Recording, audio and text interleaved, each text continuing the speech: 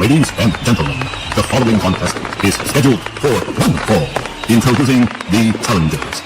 From Queensland, Australia, weighing in at 246 pounds, he is the notorious Triple J Joe.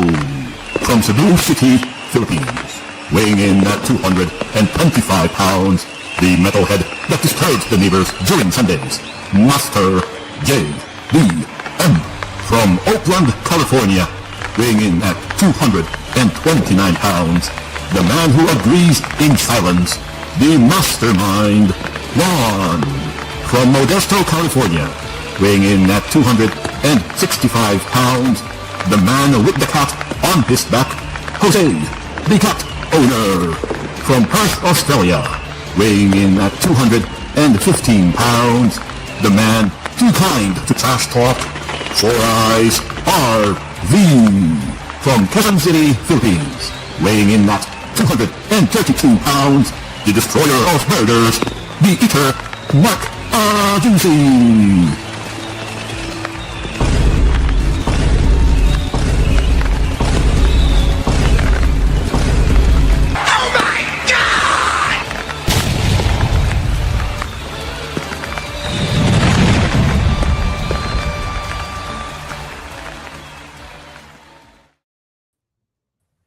Hello and welcome everyone to Saturday SMARK Talk, where SMARKs talk wrestling, and every first Saturday we go over.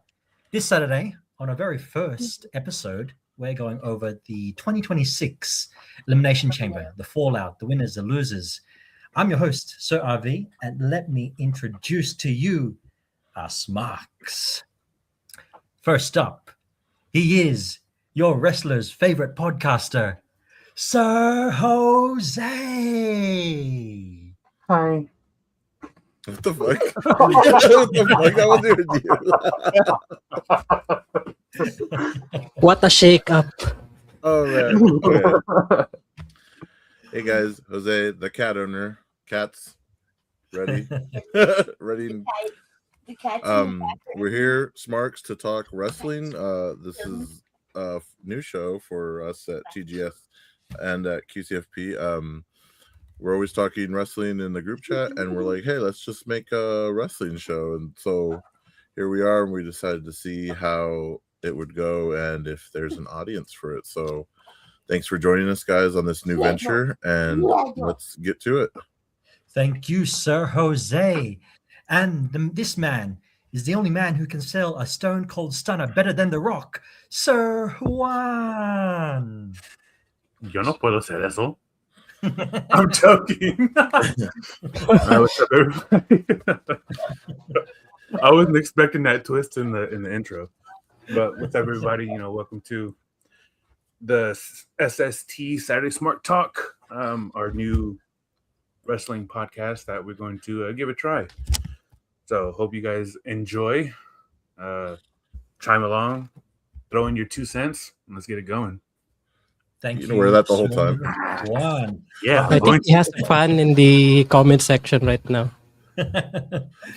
This man, he's the only person that can see John Cena, Sir JDM. So right now, Yes, the man from the south and from farther down south. And if you're not down with that, I got 2 words for you. Get out. Oh, didn't expect that. Thank you. Thank you, Sir JDM. And last but not least, he is the beast from the east of Australia, Sir Joe.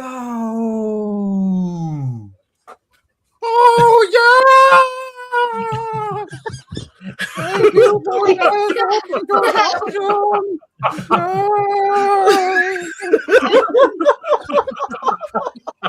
What's up, y'all?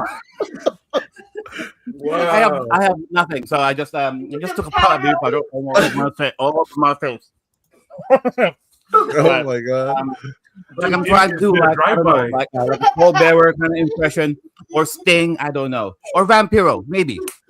Welcome, guys, to the inaugural pilot episode, season premiere series premiere rather of the Saturday Smart Talk. All right, where every first Saturday of the month we go over. All right, we're going back to you, sir. Stop by. Thank you, Sir Joe. Thank you, everyone. And thank you for the people watching and streaming and listening to the podcast. Like I said, this is the very first Saturday of the month, the very first episode that we're doing.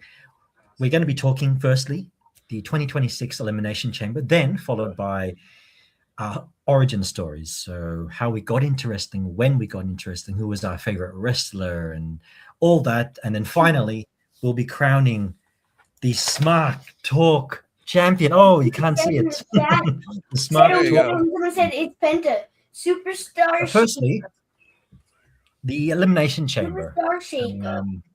We have Randy Superstar and Shaker. Rhea, both winners. Was it the right I want to choices? see him. And going into WrestleMania, do you like these winners? I'll tag in, let's say, Sir Jose. What do you think? About we also doing something else really quick. Still laughing at the white mic over there. Dude, I was not expecting that. Oh my god. Okay, so we're talking Elimination Chamber? Yes, Or- the 2026 one. 2026. Okay. Do you like the? Do you agree with Randy, or should have been Cody? So I think some people were saying Cody. They would like Cody, but I think Randy was the right choice. I think Randy will now actually face Cody anyway. So in WrestleMania. For Elimination Chamber, I actually didn't get to watch it. I got the play-by-play by this guy. We were having a baby shower that day. So did you watch last year's one though? I The honestly John do not Cena remember. heel turn. Oh yes, I did. Yes, I did. yes. I saw that. But you know what? When it comes to Cody, I always want Cody to win. Cody's my favorite. He's one of my favorites. Same thing with Rhea Ripley. I love her, so I'm gonna want her to win. Mm-hmm. And then I don't really know the other guys, so I can't really say much on that. But the whole John Cena heel turn thing, that was shocking. I was like, what the fuck? I was like, what are they doing? I was like, isn't he leaving? Why are they doing this now? I definitely think like last year's one was better, but what about you, Sir Juan? Penta, should I say? This year, I mean, for the men's, like, dude, it was crazy because of the fact that they added more high flying, with Logan Paul and Javon Evans.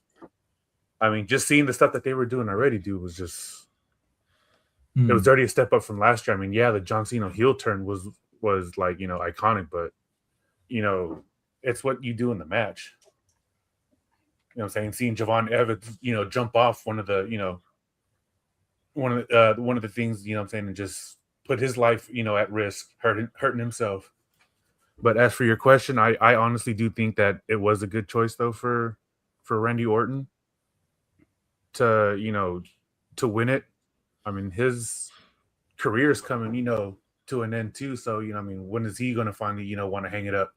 Because now, we have a big handful of wrestlers who can potentially, call the retirement tour. And as how he, like I said, he's gonna main event, one of the shows for WrestleMania. I mean, I honestly think it was a good call because everybody that was in there. I mean, granted, yeah, it could have been Cody, Randy for sure. Trick, he's fairly new. Javon Evans, fairly new. Logan Paul, he's still fairly new. So why not give it to a veteran? And like I said, I mean, when's the last time we've seen a Randy Orton title run or an attempt? It's been a while. I think he'll win his 15th at WrestleMania for sure. But I think it's still up in the air who he'll face. Obviously, he'll face Cody, but it might be a triple threat. It might be a fatal four, with Drew McIntyre and Jacob Fatu, I've been hearing. So, JDM, your thoughts? Did you enjoy it? Did you watch it? Did you enjoy it from last year's one? Last year was kind of unexpected because we haven't seen John Cena heel turn run for like 2 decades. And then I thought it's going to be a good heel turn, heel run, but suddenly it just fizzled off after a few months. And all of a sudden, it was a sudden return to the baby face John Cena, which is After like he lost the title, lackluster. he was heel. He lost the title. He's babyface again. Like the fuck kind of shit is Because that? I remember uh, when was the John Cena and Randy Orton title match? I forgot which PLE was that. I thought it's going to be like a couple of months. It's going to be for a couple of months, but it was just one PLE. So It was one, yeah. it was lackluster. So they just decided to let's just put him back in his baby face. And But that was hella quick of a turn though. Like literally, he just goes heel. He does his title run, and then he's back again. They should have like literally made him a heel, especially when he went up against Gunther. Just make him a fucking dick. right. And for this year's chamber, because I've noticed they place some padding on the grills on the sides of the ring, which it diminished the um, what it was before when it was just the grill. There was no padding, so it's not menacing as it was before. True. But And seeing Randy Orton in that elimination chamber is really satisfying after not seeing him compete in the previous ones. For sure, yeah. I definitely think he's Randy's also one that'll be having a retirement tour soon, just like AJ Styles. He recently retired. So Joe, you were a bit emotional on the AJ Styles retirement. I was, yeah. So elimination chamber, right? 2026. Orton winning. Orton winning elimination chamber. I'm kind of a mixed bag feeling over that one. Because at this stage, Randy Orton is already a self-made man. You know what I mean, career-wise. I mean, does he really needed the win? I mean, out of all of the 6 people that we had on the chamber, I was, personally, I was gunning for LA Knight to win. Maybe, you know, just throw him a bone. He's super over with the crowd anyway. I don't know what's up with Triple H and the creative team, not pushing this guy. It's the bot, I guess. No, I mean, and then on the other side, I take it back to 2007 Royal Rumble when Undertaker won that one, and I said, Undertaker didn't really need to win that Royal Rumble back then, but the lead up towards him and Shawn for WrestleMania 25, that was the payoff anyway. So I'm like, so yeah, I'm a little mixed bag in there. I would say, yeah, okay. Maybe it's one of those decisions that okay, we need a more established name winning this, going ahead with WrestleMania. Okay, I think it's more of a business profit decision rather than who's the fan favorite, who's the most over with the crowd. I don't know, but I just don't. I mean, I just don't feel that that oomph. Randy Orton going to WrestleMania. I don't know. I'm not saying that he's not. I mean, he doesn't deserve it, mind you. I mean, he's already main evented WrestleMania before. I believe with WrestleMania 25 against Hunter. Triple H, Yes. and but unfortunately, it was overshadowed by the Undertaker and Shawn Michaels match. So, yeah, Oh, that was a good one. Yeah, yeah. maybe you need something just to, be the highlight of WrestleMania for a change. But like you guys mentioned, it could be a triple threat, could be a fatal four way after what happened um, with with this taping of SmackDown. As of the taping of the show, anyway, we got a new champion. Okay, so because originally it was supposedly Randy Orton facing Drew McIntyre, and I have some shit to say about that too, about Drew McIntyre losing to Cody Rhodes. So as of the moment, we got now Cody Rhodes versus Randy Orton for WrestleMania, and well, it's still too early to say what will happen. Whether we'll get it, whether we'll have a one-on-one kind of a matchup, or they'll throw in another name in there just to add more star power in there. If if Triple H or the creative team uh, thinks that it's not heavy enough to carry the whole show, they'll throw in another person in there. Because I remember when Chris Benoit, yeah, we don't care. Remember when Chris Benoit won Royal Rumble? So he had to face Triple H, and then at the last minute, they had to add HBK, Shawn Michaels, into the mix because they didn't believe Benoit was that guy good enough to carry the main event of WrestleMania. So they added Shawn to the mix. So at the stage, we're not sure if Randy Orton and Cody Rhodes, Randy Orton versus Cody Rhodes would be enough to carry the main event of WrestleMania. I honestly think it would, though, because of Randy Orton being Cody's mentor at the beginning of his career. They can have that storyline, yes, like going all the way back to Legacy. Yeah. They could. I like Drew very much as a heel. I don't know what other people think, but he plays the heel role perfectly. Even Logan Paul, I think I think he's just generally hated Logan Paul to me. But I think I wouldn't mind like Randy, Cody, and Drew. Even if they add in another one, LA Knight perhaps. I think that would be a banging main event for WrestleMania for sure. Just a side note. I'm not sure with everybody else in here who remembers Drew McIntyre when he first debuted in SmackDown back in the early 2010s. Whenever I see Drew McIntyre now, I still see the punk ass jabroni Drew McIntyre way back then when he first debuted with what? Ken Kennedy? Oh, so Kennedy. I mean Kennedy. I mean when they brought in Drew McIntyre right now, he's all full set of beard, got a little bit more mass muscle in there. But to me, he's always that scrawny punk back in the 2010s, Drew McIntyre.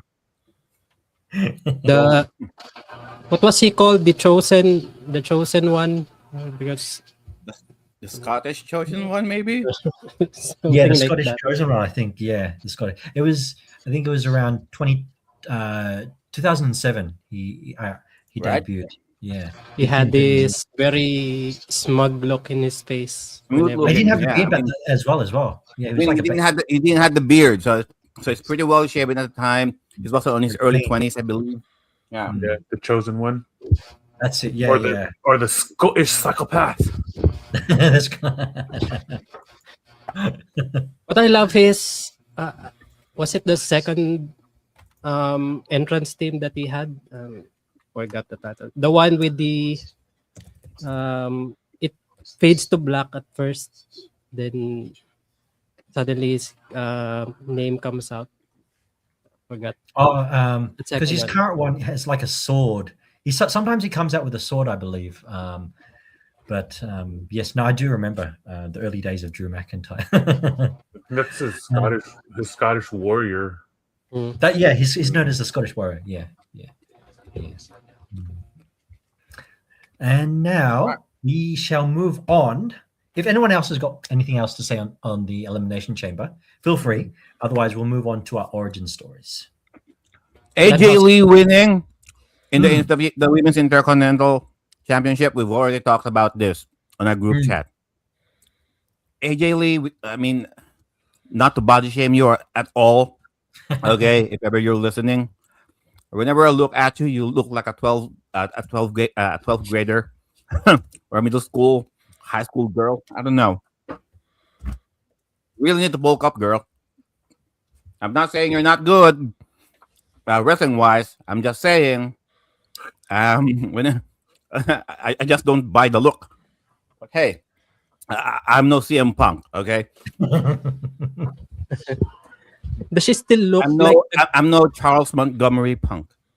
does she still look like the girl who was crying and wanting to have an autograph later?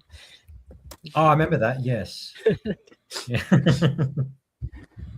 Now all we need is Paige to come back. There you go. Bam. WrestleMania. Paige and AJ Lee. Bam. Huh. Duke it out. Did you agree with CM Punk and Finn Balor, or because I feel I mean, they could have said yes, sorry. Go ahead. Finish. I thought you were done. No, I was just going to say, obviously, I think we all knew that CM Punk was going to win. I just feel like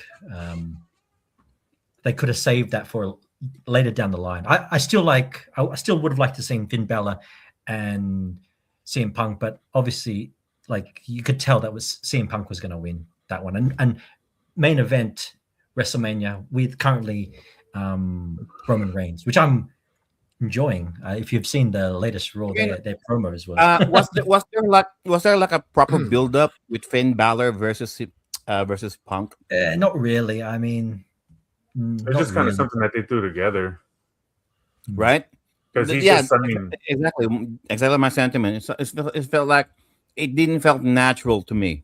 Yeah, that's what I'm trying to say. A random thing that they just made a match, see what happens. Yeah, I mean, if we're gonna see Finn Balor to going to Raw or SmackDown, keeps fucking with CM Punk, so they can have another rematch.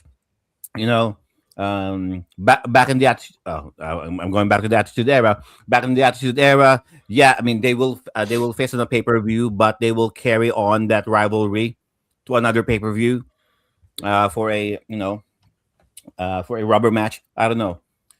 It's a little bit weird to me that they'll have the match. I mean, they have the match at Elimination Chamber, and then they just drop it all together. Like they won't even mention it. Yeah, it's like be nice if they would continue that on.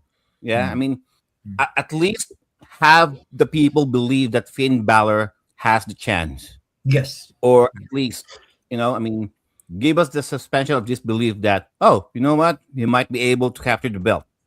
But no, I don't know. If he captures it, I honestly think he'll capture sometime after WrestleMania, because this is the Punk and Reigns is too much of a build-up. It's too much hype. I mean, to throw Finn into it, I don't think it'll have the same hype. Yeah. But now, if they were to throw the twist, which I'm shocked that they didn't really let Demon Finn come out, like, why just regular Finn? Because usually when he goes Demon, that's when, like I said, his matches are a lot different. Like, look, when he won the Universal title the first time when he was Demon, like, that match was fucking crazy. And it sucks because he had a one-day title reign. Oh yeah, so right. He deserves another title reign, like big time. At least a month. I mean, too. I mean, because I remember, like I said, when there was the talks of Finn coming into WWE and all that stuff, it was like, dude, like it was it was just as much hype as AJ Styles when he came over. Big name, and then now it's like, bam, he gets utilized, but it's like, okay, whatever. One day title reign, you don't get it again. But then I mean, they're building up for this whole turn on him in the Judgment Day, though. You can kind of see it happening. Now all of a sudden he doesn't want to help out anybody. He look at when Dom lost his Intercontinental title, like let him do it on his own. Any other time he would have been in there trying to fucking interfere and make sure Dom won. I think that whole faction is just gonna find a dismantle. Hmm. Everybody does their own thing. I thought he put AJ titties.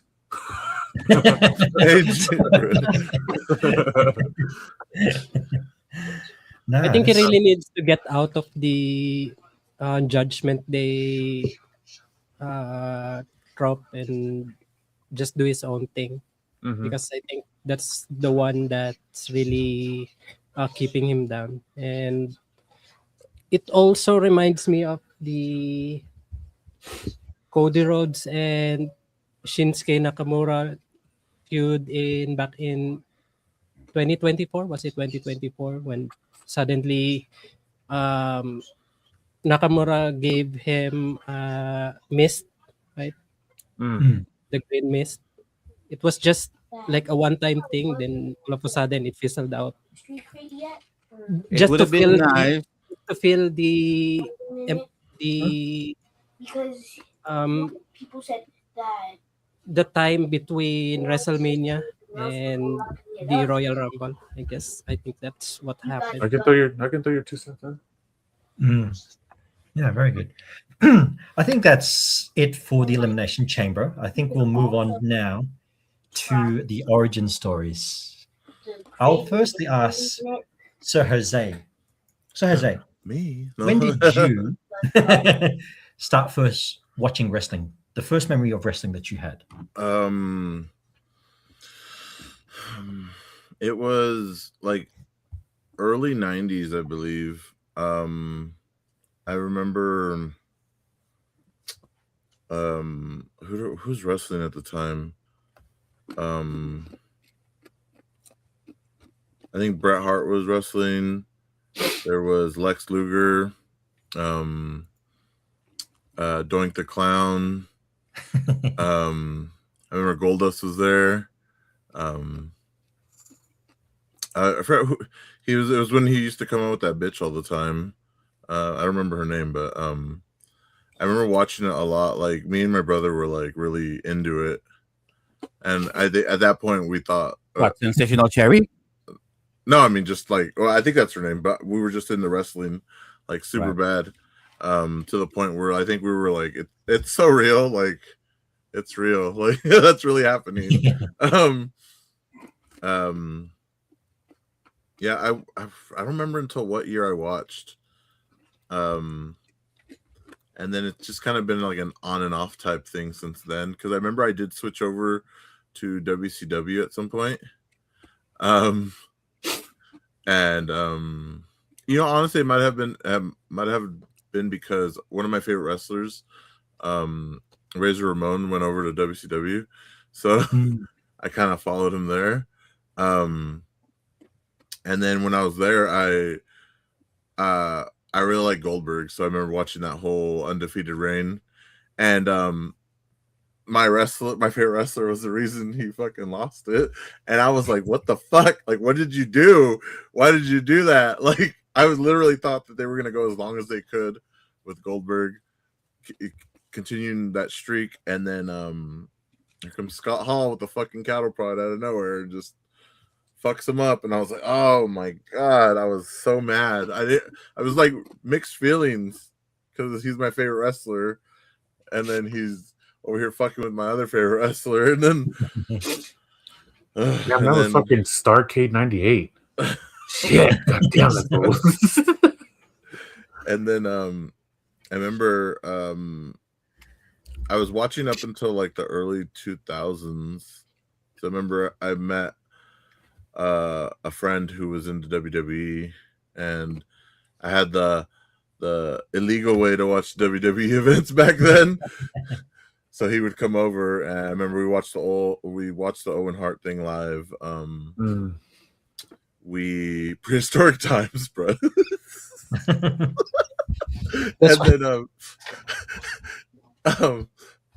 And then I kind of fell off, and then like I was telling Juan, like sometimes I just jump back in. Like I remember it was early 2010s when I jumped in for like a few years again, and I was like, okay, like this is fun again.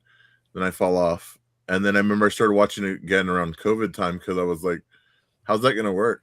Mm. So I watched it, and then I stayed for a few years again, and then I left. And then I think it's been like maybe 2 or 3 years since I watched regularly again. I keep meaning to jump back in because I know once I watch it and I get caught up with whatever's happening, I'll just get sucked back in because I just I love the fake story that they give us. So it's Sir Jose is doing the Chris Jericho come and go thing because he was there, then all of a sudden he's out, then he's back again. yeah. Like I remember, I think from 2000 to 2010, I remember that was like when a lot of stuff happened, and you seen a lot of new wrestlers.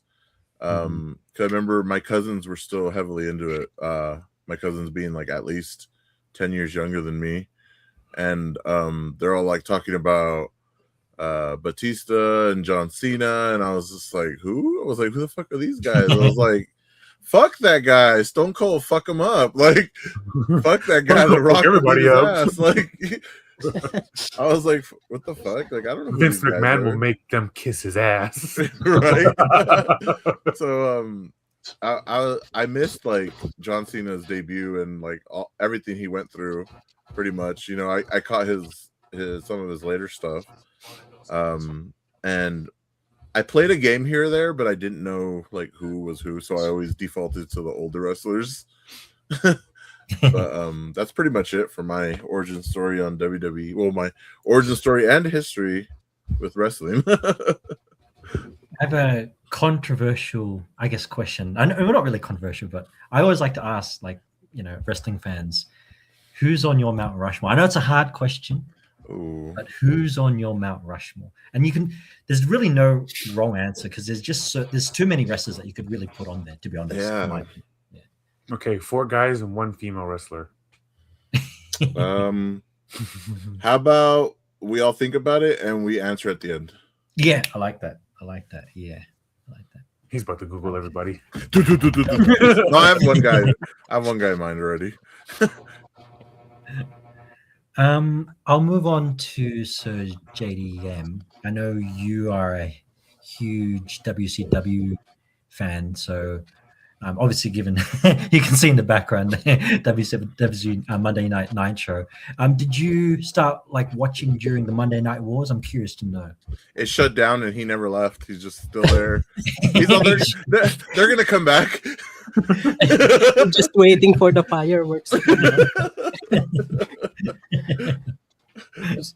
For me, I started watching WCW during the Monday Night Wars because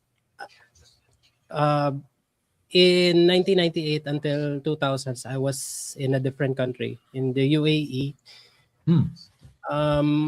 We didn't have Star or those sports channels. The only one that we have was TNT.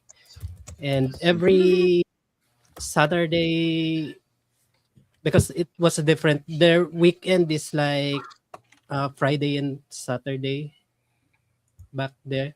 So Monday is going to be a Saturday, and that's when they play WCW Nitro. After Cartoon Network, which is around 7:30 p.m. Dubai time. And then I remember their telecasts are delayed for, I guess, 3 weeks. So in the US, it's already, they play it live, but it's delayed in the UAE. So I thought that it's going to be, for me back then, I thought it was live, but it was delayed. And that's when I discovered the Wolfpack and the original NWO, Black and White. And that's when I got back to watching wrestling, because I've been, the first time I watched pro wrestling, it was back in 1991 or 1992 when I first saw this commercial for uh, I don't know which show it was. It featured a song by Lenny Kravitz. Are you going my way? I think so. That one, and I will never forget one of the scenes there was Ric Flair getting an atomic drop from another wrestler. I will never forget that. It was in Channel 5. That's when saw. That's also where I saw um, Lex Luger and Bret Hart winning the Royal Rumble. I think they're the only ones who were they were tied because they wasn't able to determine who dropped their feet first on the mat because the camera work was not really that great. They need to follow. I mean, they need to run from the other side of the ring to see foot, which wrestler's foot was landed first. So they were undecisive to whether grant Bret Hart or Lex Luger because there were two officials that they were bickering that Lex Luger or Bret Hart was the winner. Then they just decided that they are co-winners for that Royal Rumble. And then after that, I haven't seen any wrestling shows like Sir Jose until 1998 when I saw WCW. Then when we went back here in the Philippines, we didn't have we were in the province, which is way outside Manila. The TV reception was not that great, so I didn't really I wasn't able to follow what was happening in WCW back then until I entered college. I saw some episodes of Raw and SmackDown. Then I was sad because um, I heard that WCW disintegrated and it was bought by the McMahons, and I Go saw back. right, and it was I was seeing spoilers in Friendster back then because we don't have Friendster. was it Multiply or forgot. So I haven't watched any shows back then until 2004 when where I discovered the internet and I saw some unlicensed media. I saw Chris Benoit winning the World Heavyweight Championship. I saw Randy Orton winning his first world title, and he became one of my most favorite wrestlers of all time. I saw his what do you call this? His psychopath gimmick, where he looks like, I don't know if you have noticed, he looked like Cersei from 300. I don't know if he was. I don't know if he was really going for that look, but it really looked like him, and it worked for him because he's a good heel. And then I haven't seen any episodes again since 2007 until 2010 when I saw the 2010 Royal Rumble when um, who won that? Edge returned, and there was like a segment with Shawn Michaels that he was eliminated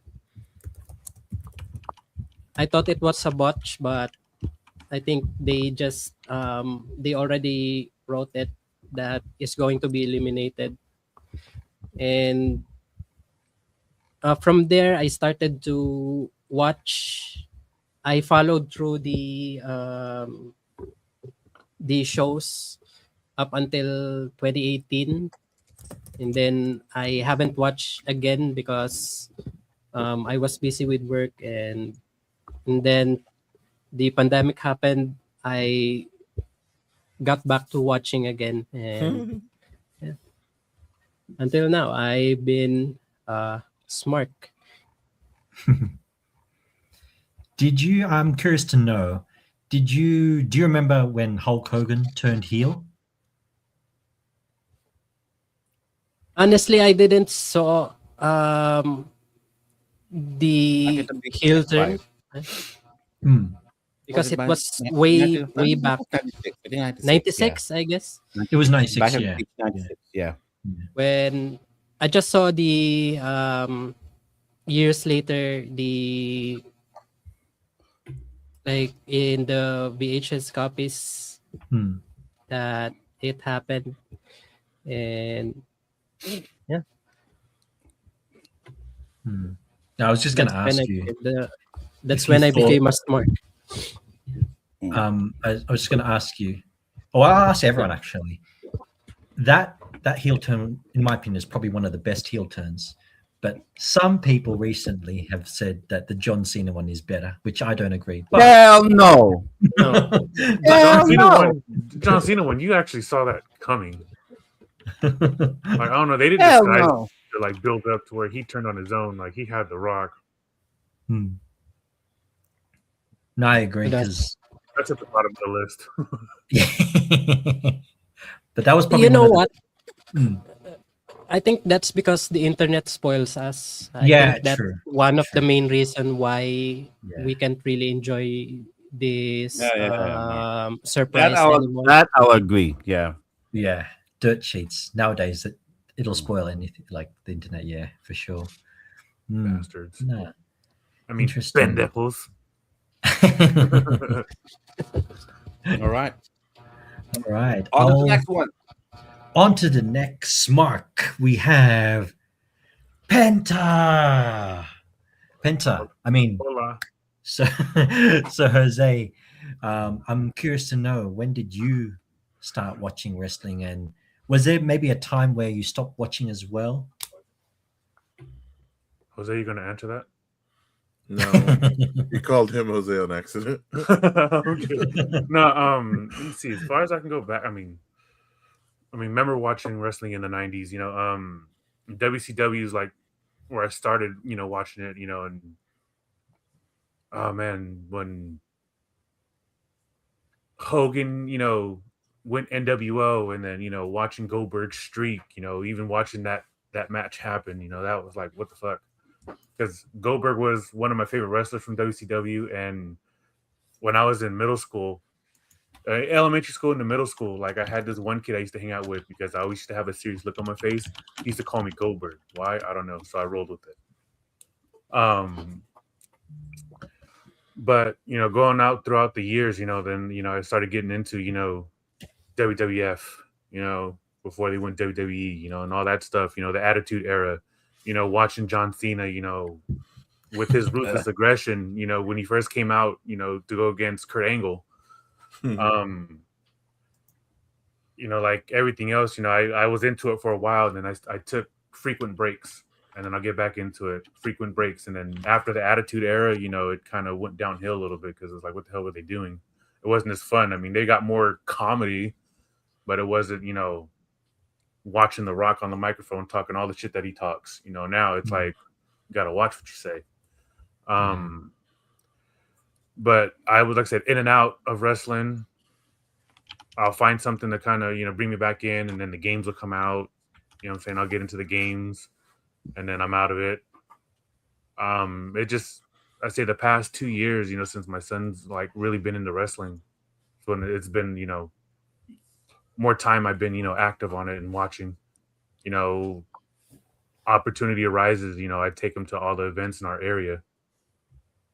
So like, we got Raw next month, the week before WrestleMania. And then they'll come back out this way in October. So we'll plan on going to that one. Which, right now he's juiced because where we're going to be sitting is literally in line with Jay Uso, Jay and Jimmy coming down. And we're nice. second seat in. So he's like juiced because he's going to be eating with him. And he tells his friends he's going to be on Netflix. But yeah, like I said, I mean, this has been like the most time I've spent consistently watching wrestling. Like I said, with my son, every Monday, we chill and we talk about it, we watch it. I mean, my origin story is not much, but just I mean, this has been the most time I've been watching. I've watched it since mid '90s and up and off and on. But I do catch myself going back and and watching like old stuff that I missed. Yeah, me too. By the way, who remembers watching pro wrestling? Then they show this. Do not try this at home ad in Oh yeah. between. Yeah. For that old. I was old enough for that one. Yeah, me too. Me and my friends in middle school, we used to have our own little. We wrestling didn't try it at federation. home. We tried it in school. Yeah. We had it all laid out Both too. kids that we were. We were jumping off of the portables. They had the railings and stuff. Those were our ropes. We had everything dialed down. Like if you got hit with a finisher, you were dazed for like 3 to 5 seconds. So that was usually the quick pin to get the win. But sometimes somebody will kind of break those rules and kick out. I remember me and this kid were having a match. Shit was hilarious. He oversold a pedigree like a motherfucker.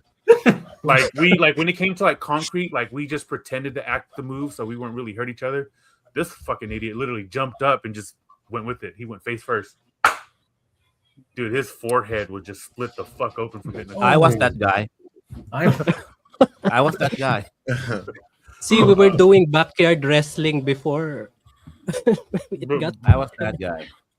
So I mean, yeah, we used to do that a lot. I mean, we have everything like all planned out. We'd have a match because we had our school bus, so it was public transportation.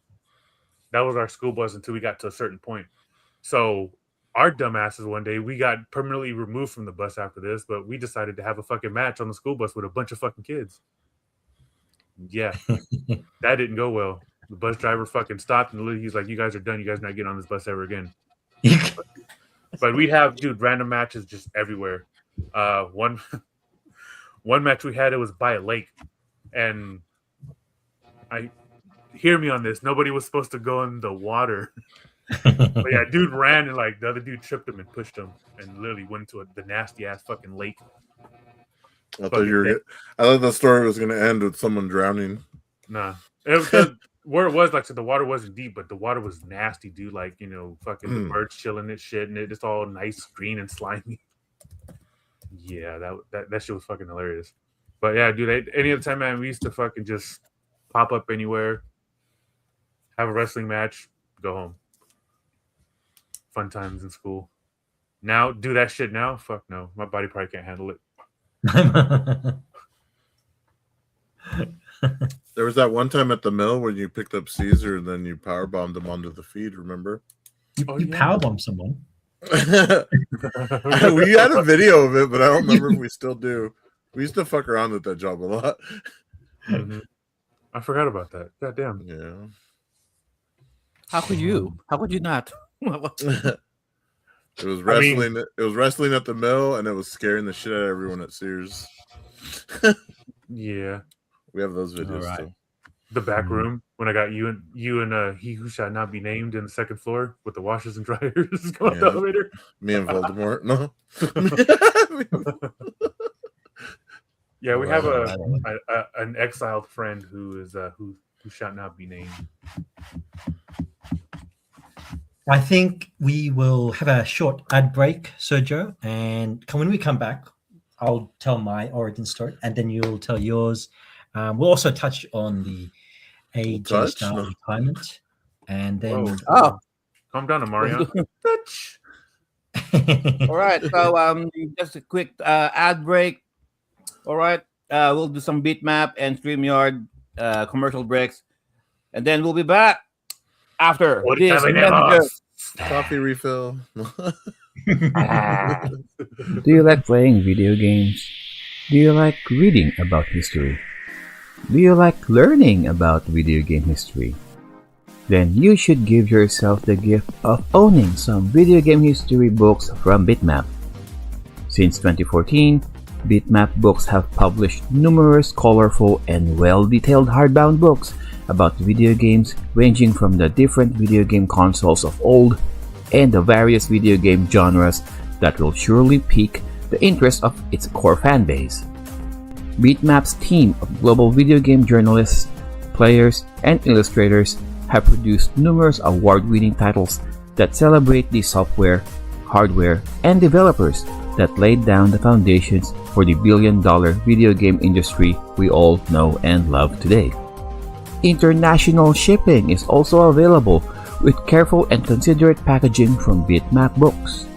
If you don't want to take my word for it, then you can believe the people, almost 10,000 satisfied customers who submitted their glowing written reviews and video reviews after receiving their books from Bitmap.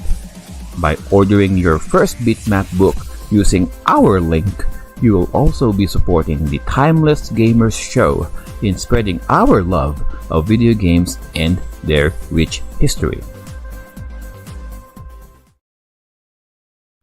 Start your own online live streams, webinars, podcasts, online classes, and virtual presentations with StreamYard.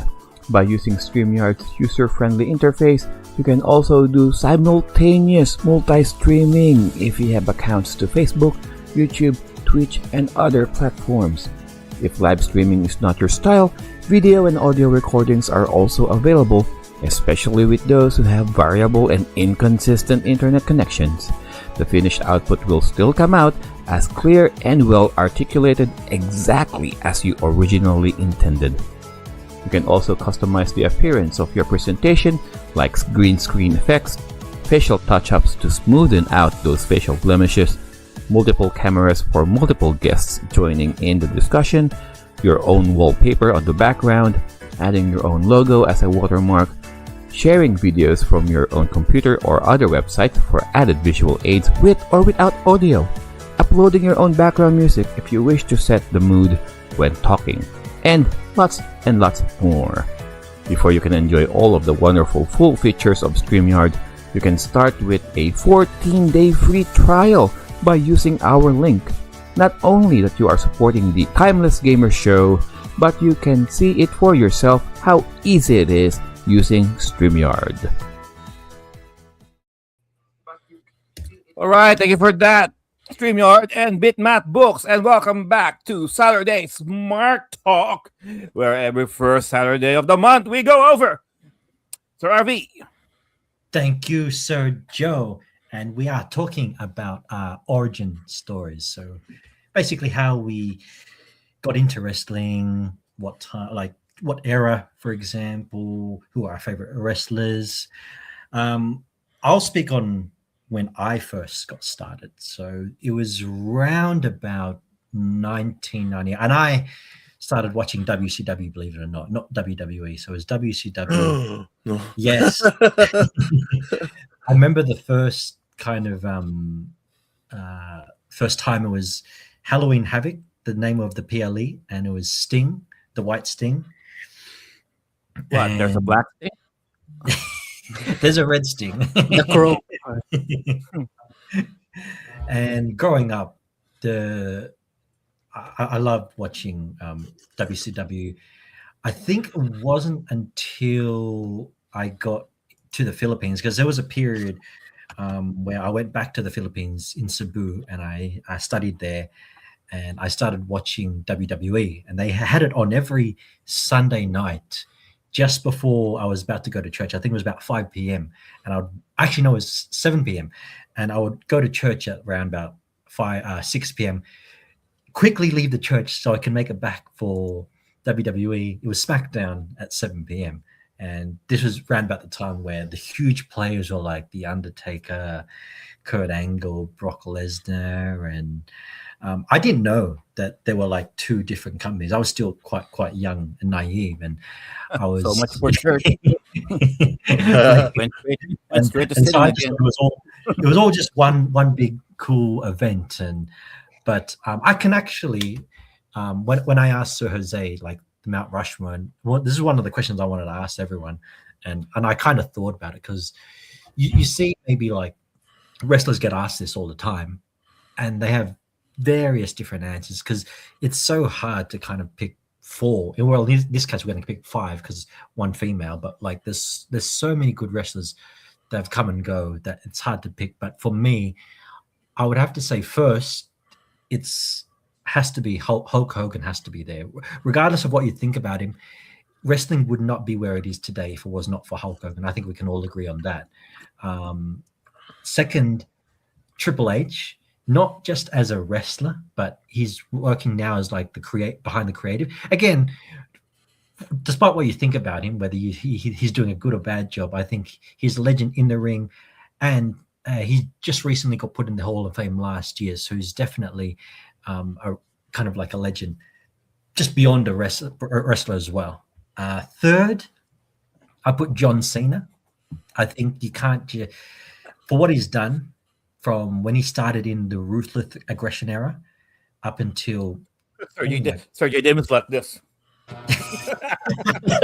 That's a shame. I mean, yeah. I mean, he's listening to you in disapproval. Yeah. Look, this is just my personal list, but I think I was thinking of the prototype. How about this one, JDM? This is actually just one of my personal favorites.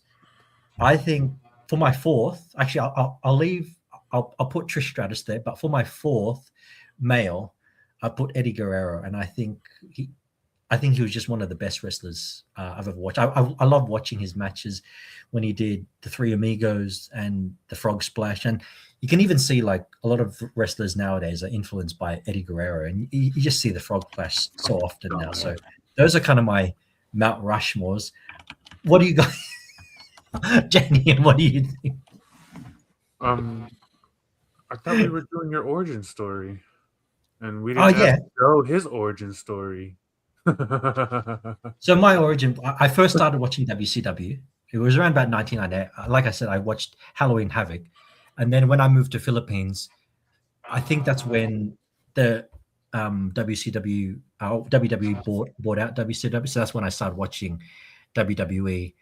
Like I said, I think I watched it every Sunday with my grandma, 7 p.m. There was a time when I came back to Australia, I did stop watching it because it was hard in Australia. Back then, it was hard to kind of watch it. Not like nowadays where you can watch it on Netflix. But it's hard to get JRPGs for Joe. I said now it's just hard in Australia for Joe to get his JRPGs. It's even harder now because they banned Pornhub here. God damn it. Yeah, I saw that. Yes, you posted that. I saw that when I went to go have a wank. I was ready. I was ready, and then boom. Oh, Australia's been banned in Pornhub. I'm like, what? Okay, fine. XNXX. You're up. That's why there was a lot of aggression on those pics now. So there was like a period from like I'd say 2010 to about 2018 where I didn't watch it. Or I did watch it on YouTube, but not. I just couldn't. I didn't watch it like the shows or the PLEs, unfortunately, due to it not being available. But when it did come back on Netflix, because they have the whole library there now, I started watching through some of the older shows, and yeah, that's kind of how I. There was actually a time where also when I think when Sir Jose mentioned in one of the questions we could ask was, did you ever not tell your friends that you didn't watch wrestling or something like that? Do you remember that, Sir Jose? When you were like, did you kind of afraid that you told your friends that you liked wrestling because I guess it wasn't cool or mainstream back then? I know when I there was in junior high, it was like one of those things like how video games growing up, it wasn't really like the coolest thing to do. Yeah, it was usually yeah. like, and wrestling like around that age, it was kind of like you're still watching wrestling, like yeah, you're still watching grown men grapple each other. yeah. So like when I forgot what we were doing. Oh, we had like these folders where we'd keep all our paperwork in, and the teacher was like, "You can decorate it however you want." And the friend I was talking about, he was making his look like a WWF suitcase. So he had like the big WWF like on it, and I was like, "You watch wrestling?" And he's like, "Yeah." And I was like, "There's someone I could talk to about wrestling now." No, I was the same. There was like when I was in Philippines, I watched like I said, I watched SmackDown, and I had few friends in school that would watch it as well, but most didn't. And when we did, like me and my friends with wrestling friends did gather around and talk about it, we're kind of like I guess shunned, people didn't really like to talk about it. But when I found a friend who liked to talk about it, kind of bonded over that. And there was actually another group of friends that didn't like us talking about it, and then he started watching it just so he could tell us like who won, because I think he got it before, like a day before us or something like that. And then it kind of pissed my other friend off. I remember that. It was kind of like when WCW would tell the finishes to the WWE matches, because WCW was live at the time and WWE was, or WWF, sorry, WWF was still being taped. So yeah, that was kind of my. Also a big difference too, from it being taped prior to now it being live. A big difference. Oh yeah, yeah. You watch on the McMahon documentary where Eric Bischoff said that was a huge advantage because WCW was live at the time, and whereas WWF wasn't. So they would give away all the finishes. They would be like, "Don't watch if you're tempted to watch the other show. Don't bother. Here's all the finishes. Here's who won." And so, but yeah, that was kind of my origin story and how I got into wrestling. I think. Like I said, like when I gave my Mount Rushmore, in WCW, I like Sting. And when I moved over to WWR, I loved watching Eddie Guerrero. Those are kind of my two favorite wrestlers. And also, I don't know if you guys remember, there was a guy called Chris Masters who did this move called the Master Lock. The Master Lock. The Master Lock challenge. That was one of my favorite moves, the Master Lock. And I think like every week, I just remember Nelson. It's a full Nelson, yeah. Full Nelson. Everybody can do that. I mean, we did that back when we were kids. I mean, it's not really groundbreaking. And I just remember like every week he would have this challenge where if someone could like break out of the Master Lock or something, and he would just rag. Yes. Yeah, the Master Lock challenge. But yeah, that was actually one of my jobbers all over. Yeah, I remember that. But yeah, I remember Chris Masters. They pull them in a promo. Then he does this like dance with his. Oh yeah, with his pecs. Yeah, that's not Chris Masters. I remember. I also remember Scott Steiner had some of the best promos. I think. The Steiner math? The Steiner math. He did the Steiner math. And Ron Breaker does. Kind of did it as well. I remember when he came to Perth, he did Steiner math but Scott Steiner. I generally thought he was just angry all the time. Who do you think now has the best promos? You think?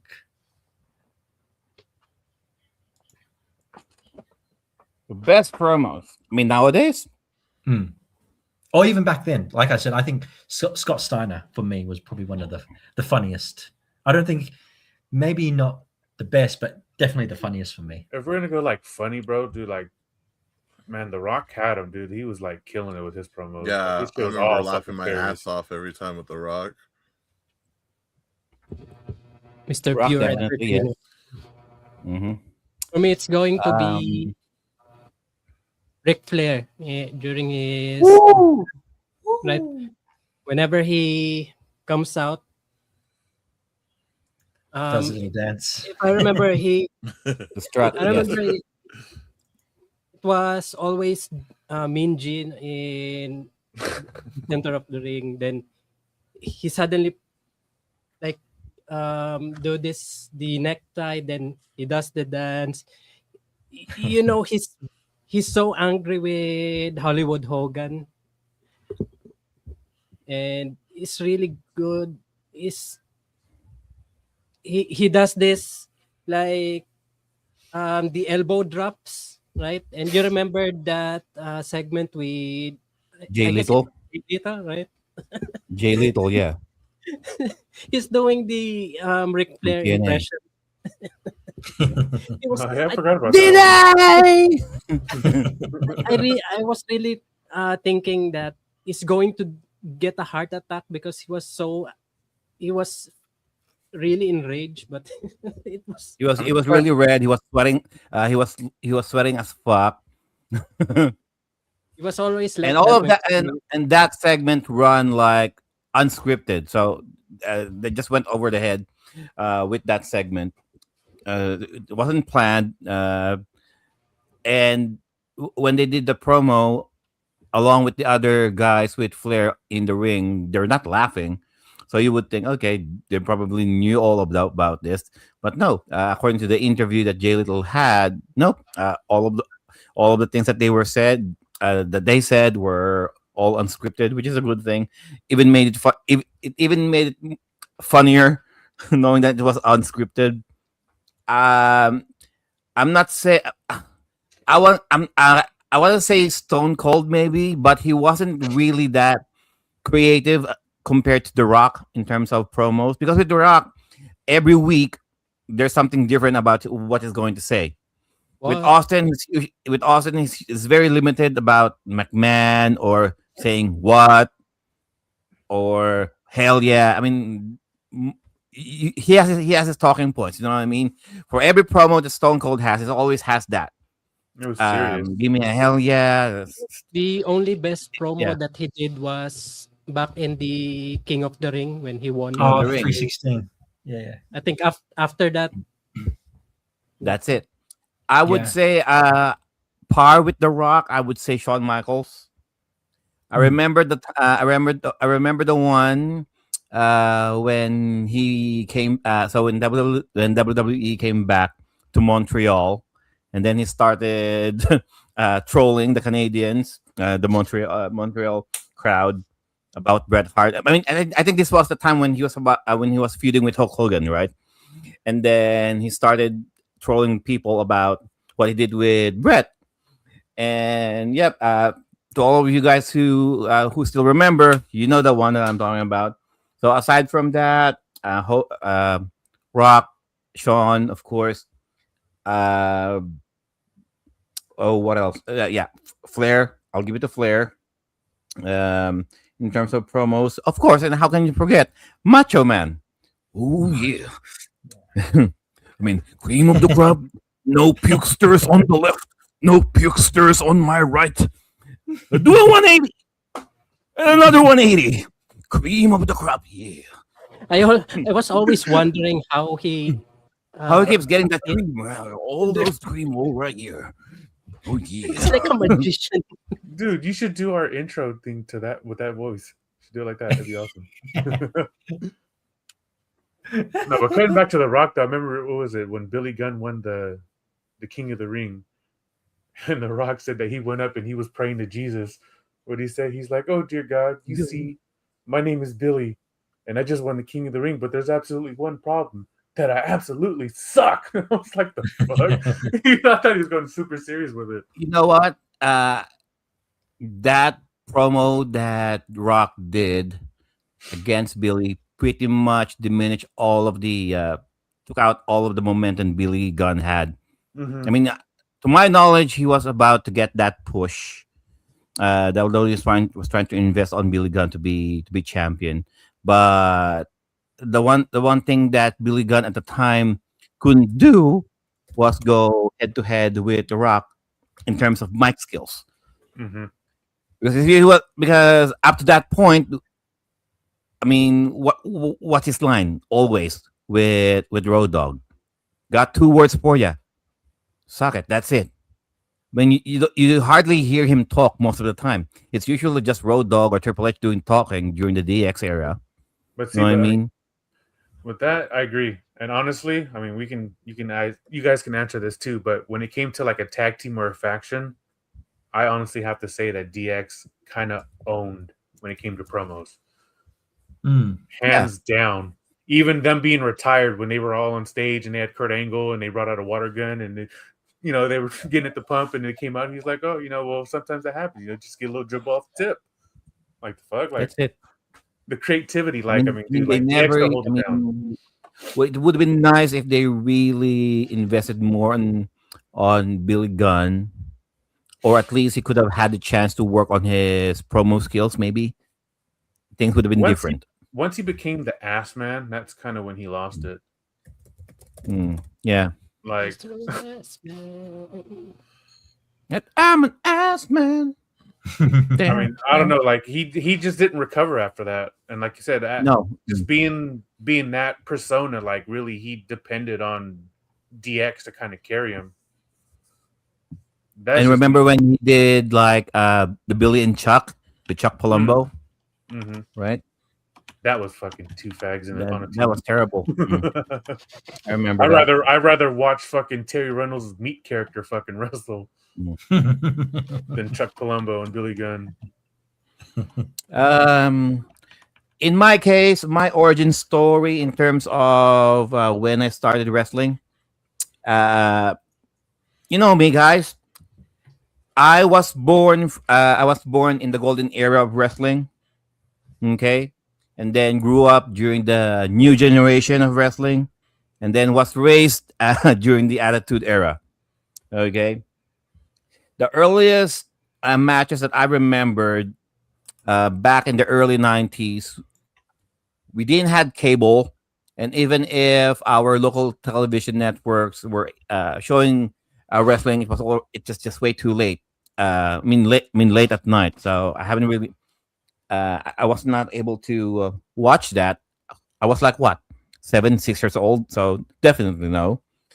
I would remember my brother or my uncles would usually rent out this Betamax. This is the counterpart of the VHS.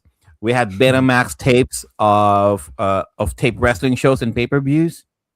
Among the ones that I remembered was WrestleMania 6.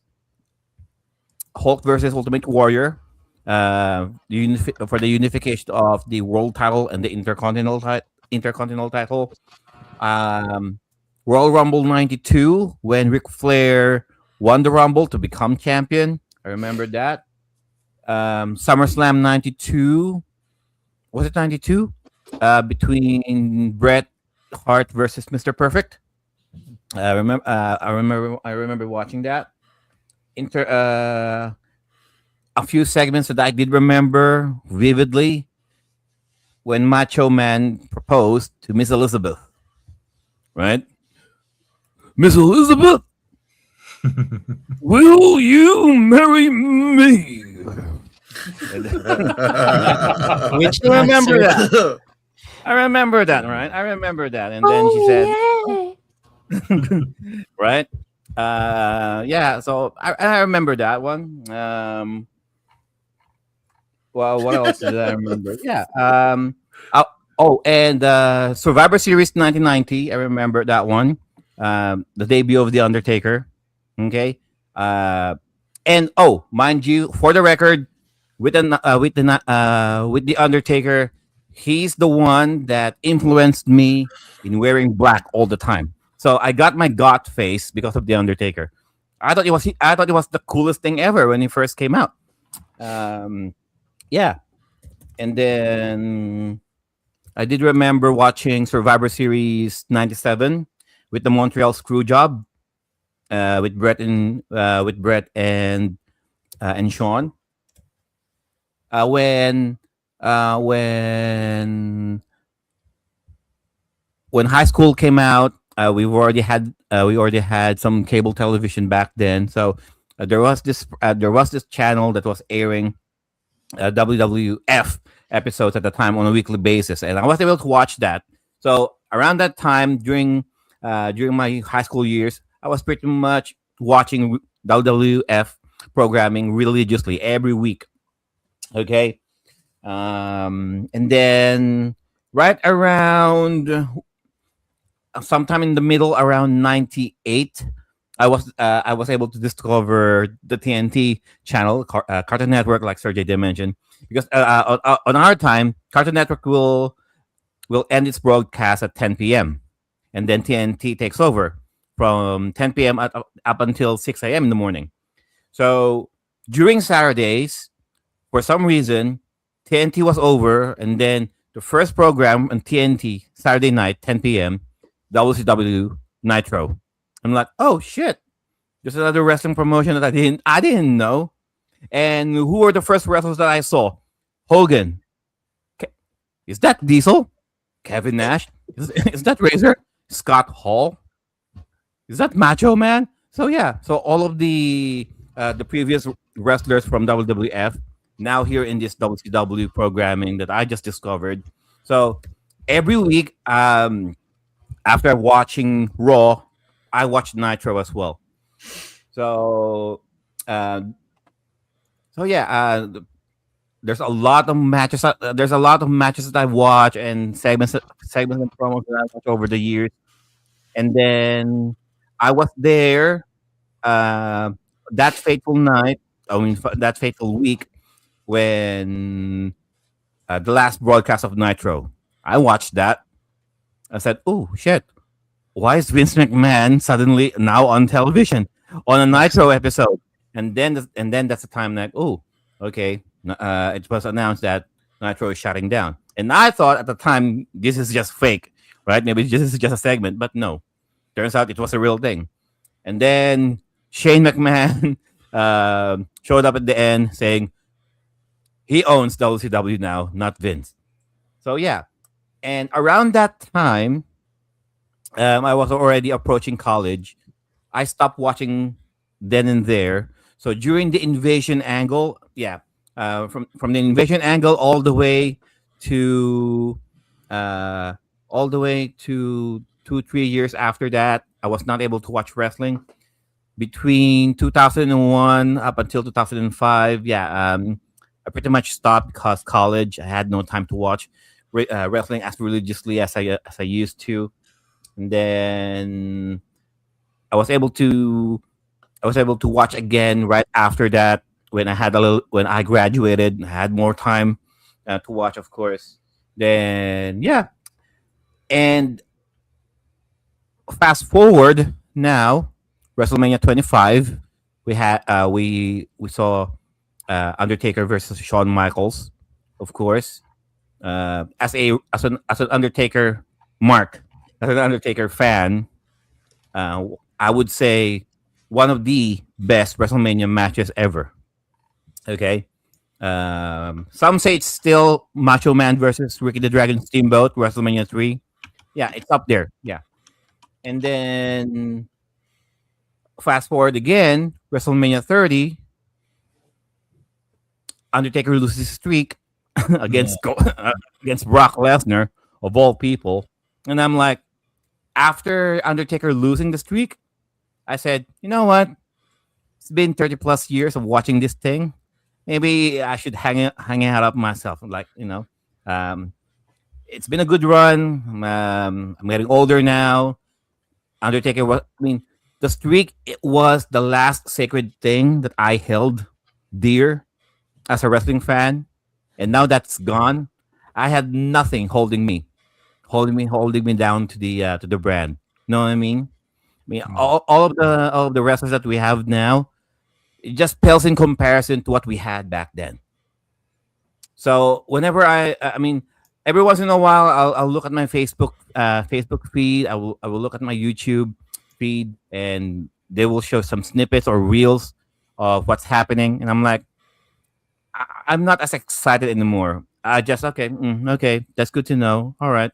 I mean, I'm updated in a way, but am I the same Mark as I was before? No, not really. So, which begs the question why I'm here in this program in the first place. And back to you guys. There's a lot more things to say about me, but hey. One more thing. When they say don't try this at home, yeah, back in high school, yeah, we tried that at school instead. Okay, and just to catch off Sir Jose off guard here, I was a bi wrestler for a time. I enjoy dishing it out and and receiving it or selling it. I was like, what? I was a bi wrestler. So I like dishing it out, dishing moves, but I'm a good seller rather than I like to sell moves rather than me doing the moves. Okay, I remember. Yeah. So when Sir Juan mentioned about the guy, he did that one guy who oversold the pedigree. I was that guy, literally. I remember. So we were on this camp, and then me and my classmates were fooling around.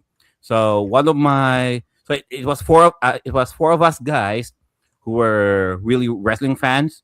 So one of my classmates did the pedigree on me, and he wasn't so he did knelt down. He jumped and knelt down, but he didn't expected me to jump as well, kicking my foot forward. He didn't expected that, so he landed I landed pretty much on my face.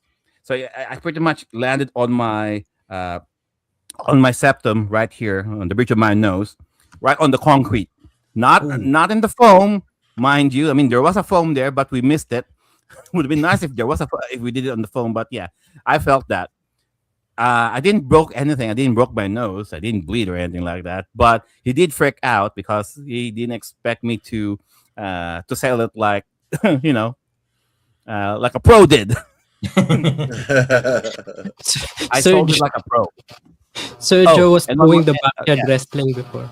Yeah. Oh, and one more thing. You know how we used to we have those notebooks, and when we're bored, we tend to jot down and make a flip animation on the books that we have. We tend to doodle, doodle like stick characters, and then on the page, next page, next page, next page to make that flip animation. I did that too. Okay, but instead of them doing something, it's either doing the sweet chin music, doing the power bomb, doing the tombstone pile driver. Yeah, I drew in. I drew in. I mean, not really detailed stick characters, but whenever I tend to flip, yeah, they're doing the moves, like lifting them up and then slamming them down.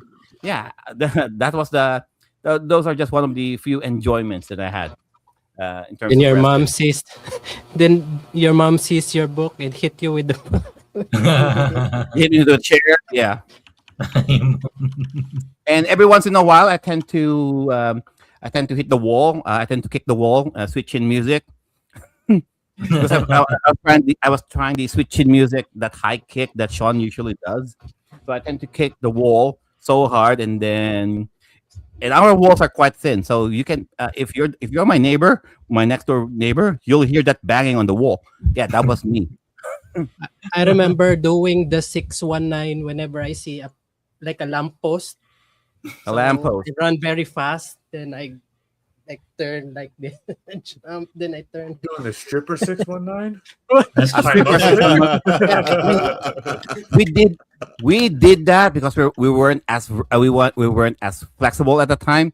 So most likely we just did the stripper pole twirl instead. It's ballet, but vertical. I remember doing the sharpshooter in class to someone else, and we got in detention for it. And I also remember being on the receiving end of a power bomb, and to this day my back still hurts from that. I can still crack my back from it. Are we going to talk? So if we're going to talk about detentions, Did anyone here got in trouble doing the DX crotch chop? Socket No, crotch chop. I never did. I've We done just it, got but I away never with got in trouble. We did that, even in front of the teachers. They didn't know what that meant. They didn't know what that meant. All they knew it was dirty. I just got to read a comment from Screws Loose. He says, one wrestling childhood memory I have, this is especially for Sir One because it's a piece of lost media, is when WWF was going to have a show here in the Philippines.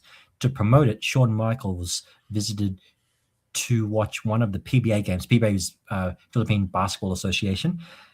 He was interviewed by Quinetto Henson during Quinito. halftime. Quinito Henson. Quintino Henson Quinito. during halftime and was promoting Colt 45, one of And two the zigzags. Baby, that's yeah. so good. do you remember that, Sir One? Sir JDM. I said JDM, sorry. So JDM. Actually, I was watching. They were here, yeah, but they very briefly. I didn't know about that, so maybe someone recorded that because it would be like a historic piece of TV history.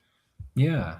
Whenever if someone recorded that, I didn't remember any of that. Not even sure which year. I want to say this was like 96, 97. 96. I was watching PBA during that time, but I don't remember seeing Shawn Michaels or any mention of any. Because Shawn was already out after 98 until 2002.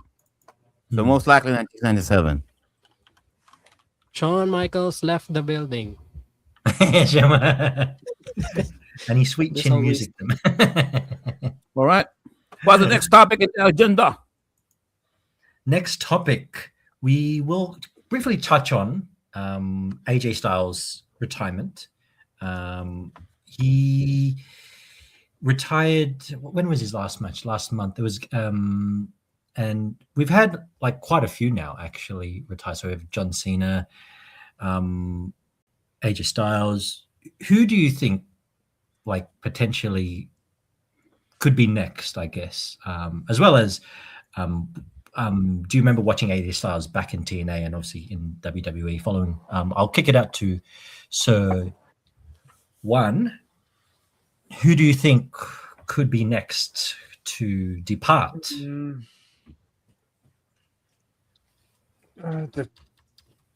It's kind of a really tough one because I mean, there's quite a bit that are really up there to set for retirement. I mean, we know right now Rey Mysterio is not going to retire because he's hurt.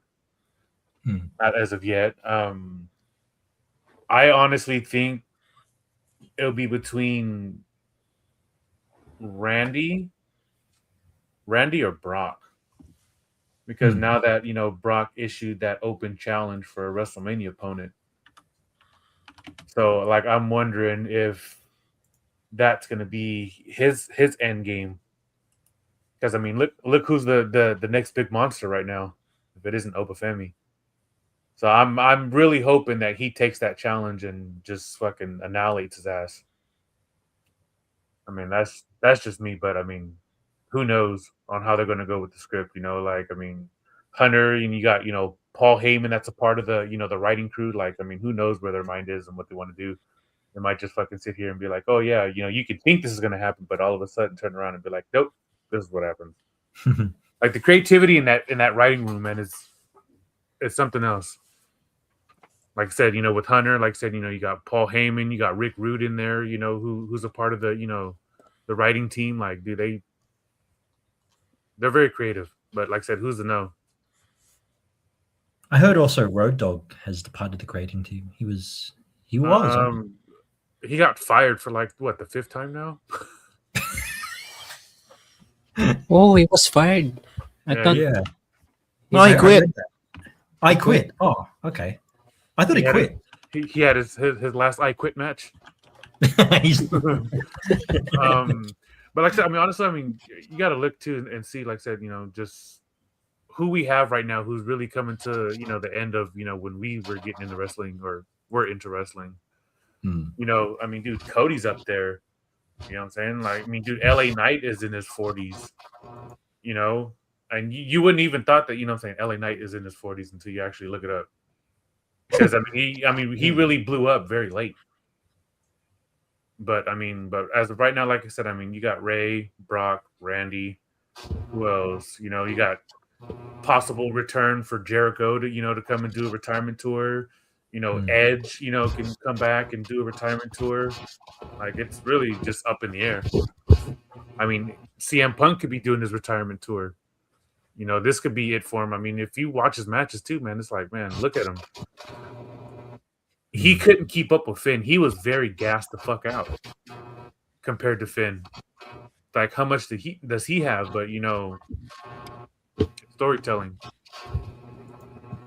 So I mean, who's to know? But I mean, right now, I would say probably Brock will probably be the next one because I mean, he's still not full time. He's like, okay, whenever they need him to come in, he comes in and fucking does something. He's gone. Because then, honestly, you know what I'm saying? If Brock was going to be the man, he would have been the one that won the Rumble. He wouldn't have got eliminated so early. That's just my thought. So Joe, did you follow AJ when he was in TNA much, or later on in his career when he moved to WWE?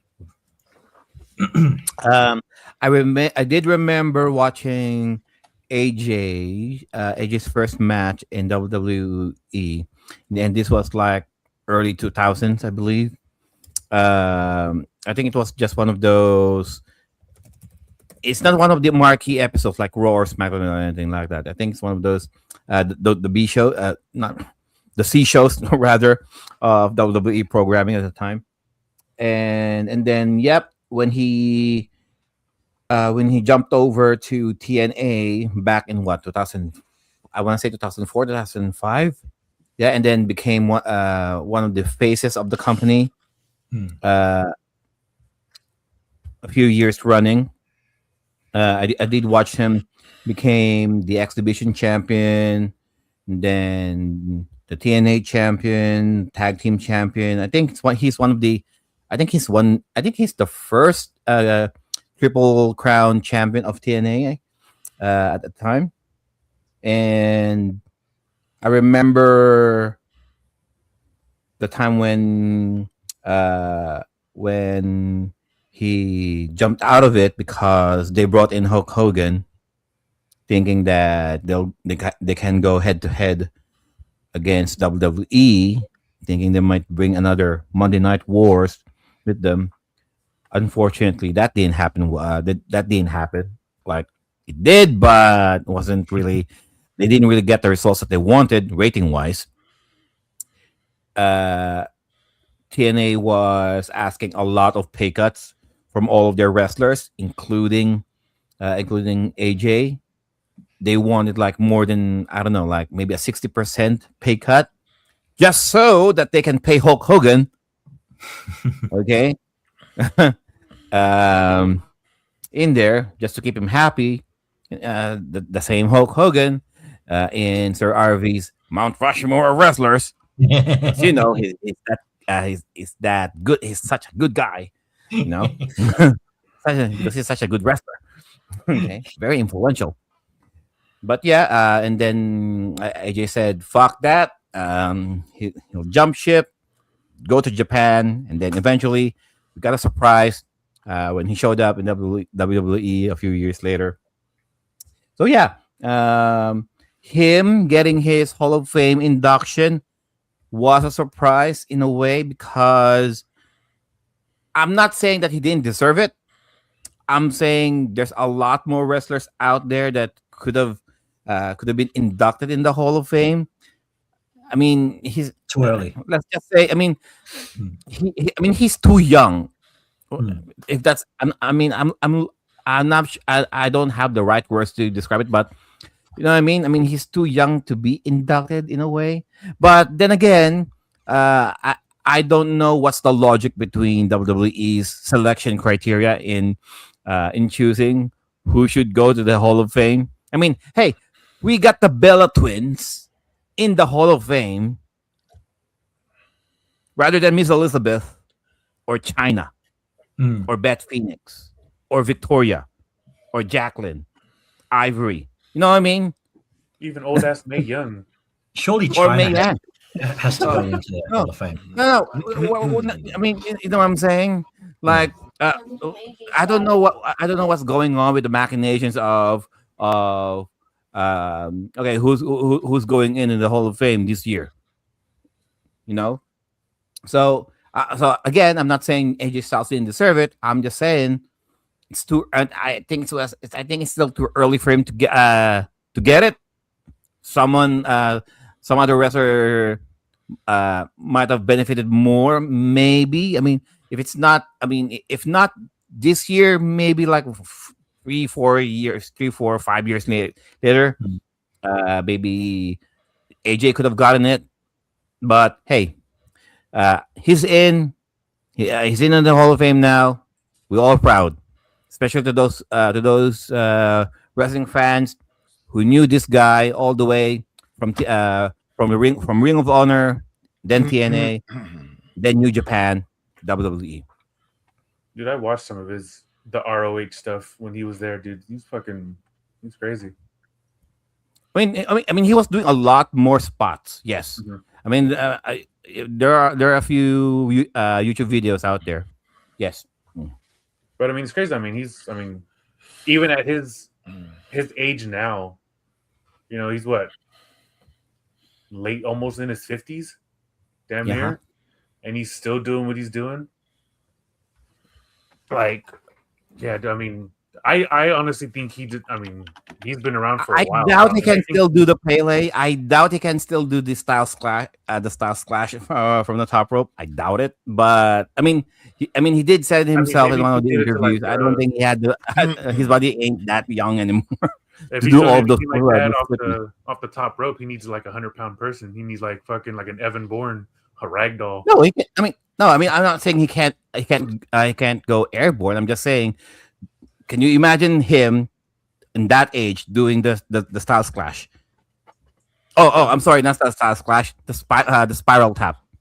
Okay, with that one, yeah, The I style don't know. splash is easy to do, sure. The spiral tap, I'm not sure. Well, before we click on, like, who remembers all his other nicknames or his other aliases that he went by? I remember Mr. one. TNA? Huh? Mr. TNA? No, before that. Oh, before that. So the one I remember, he used to go by Air Styles. I don't know if anybody remember that one. Hairstyles. Air Styles. Rick Michaels? Did he go? There was another one. Jason Styles and Mr. Olympia.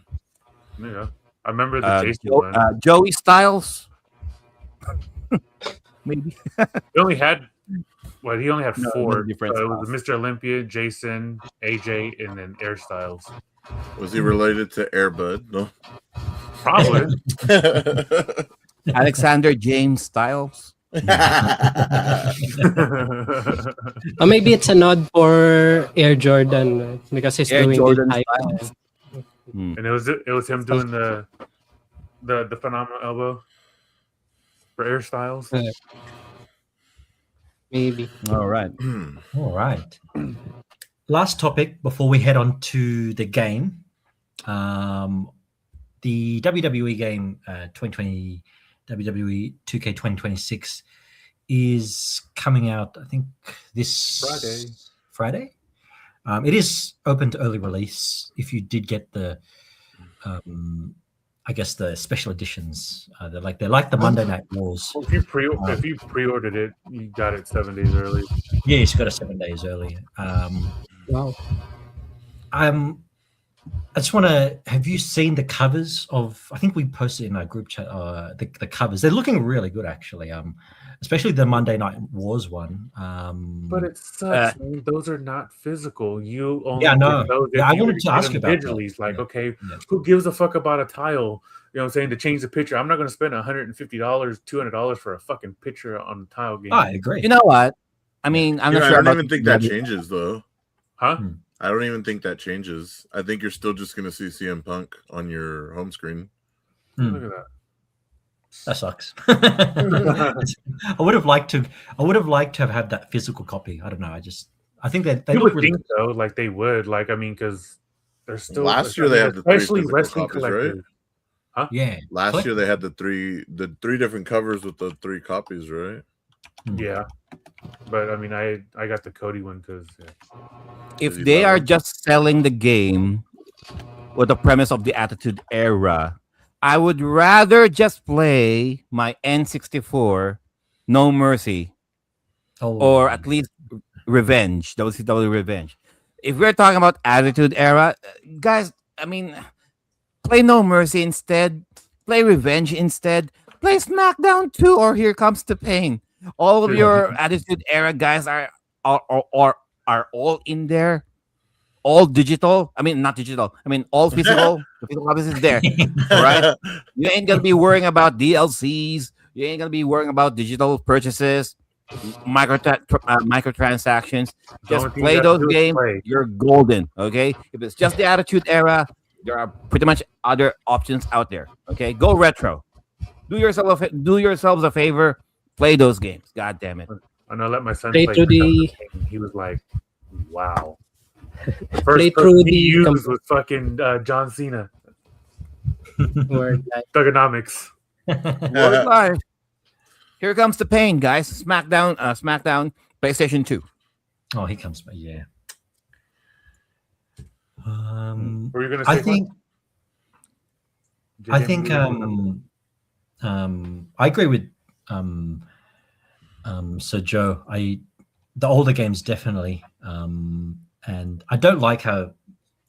What like Sir One said, like you can't actually buy the physical. That kind of annoys me. But I do think the covers do look good. And I do plan on getting just the base game. Even though I've still got my Here Comes the Pain. I've still got even SmackDown versus Raw 06. Those games are killers. I'm especially excited. I think for the GM mode. I think I don't know if you guys play the GM mode, but I have been enjoying it since it's come back. There, right there. Oh, see? Oh, you got it. See? N64. If we're talking about physical copies of the Attitude Era, right here. WCW NWO Revenge and WWF No Mercy for the Nintendo freaking 64 of all consoles. Nintendo. Lucky you, Back we then, only back when have, they were still good. lucky you, we only have Monday Monday Nitro for the PS1. Good for you. But I mean, You got Nitro, you got Thunder, you got Backstage Assault, and you got Mayhem. Oh, and the ECW games, of course. Don't forget about ECW. But what do you guys Yes, think there though, are so far of 26 though? Like, you know, the new matches that they're introducing, just I mean the overall gameplay compared to, you know, the previous years. Yeah, they've added. I think the I Quit, the Inferno, and the 3 Stages of Hell.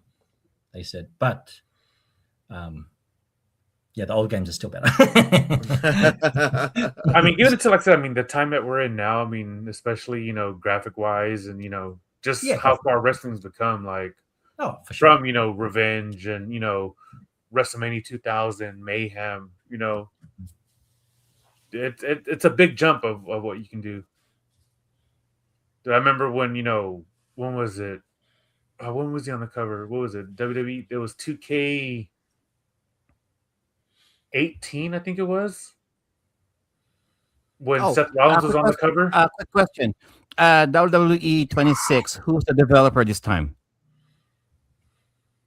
Is it the same as 2K. before? 2K. So pretty much the same engine. Same engine, yeah. Uh, Actually, it's not being released on the PS4, so they're using all the new gen. So it's only PS5. so at least PS5.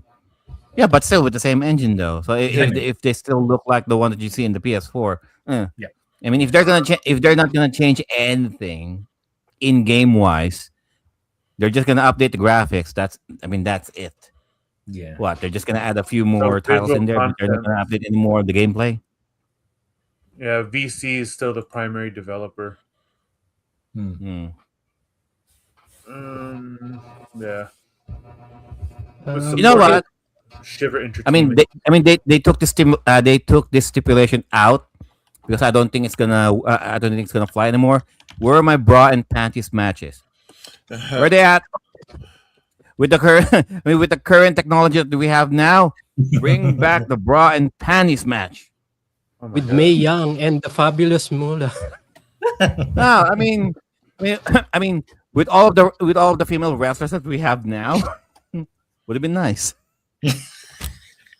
Would be nice, right? Well, you speak it. No, I mean, hopefully they hear if they're not gonna do the actual match in real life, have it in the games.